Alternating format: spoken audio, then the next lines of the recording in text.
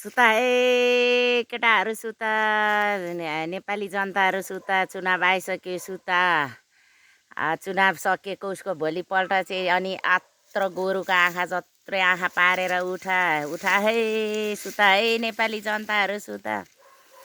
अब अपिल त्रिपाठी चाहिँ अहिले उठिरहेको जस्तो देख्छु। अब अपिल त्रिपाठी चाहिँ अब हर्का साम्पाङलाई बार बार चाहिँ इन्टरभ्यू लिएर चाहिँ ठोकेको देख्छु होइन। अपिल त्रिपाठीलाई भन्न चाहन्छु र तपाईँ यति देश र जनताको चाहिँ पत्रकार हुनुहुन्छ भने चाहिँ होइन अरू पार्टीको अध्यक्षहरूलाई पनि एमसिसीको बारेमा अनि उहाँहरूको चाहिँ नि एजेन्डा र देश बनाउने एजेन्डा भिजन बारे पनि सोध्नु होला। सबै अरू पार्टीको अध्यक्षहरूको पनि इन्टरभ्यू लिनु होला भन्न चाहन्छु अपिल त्रिपाठीलाई। अरू चाहिँ सबै नेपाली जनताहरू सुता ए सुता भोट आइसक्यो।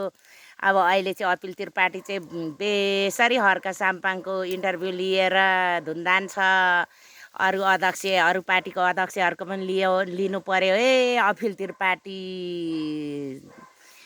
भन्न चाहन्छु।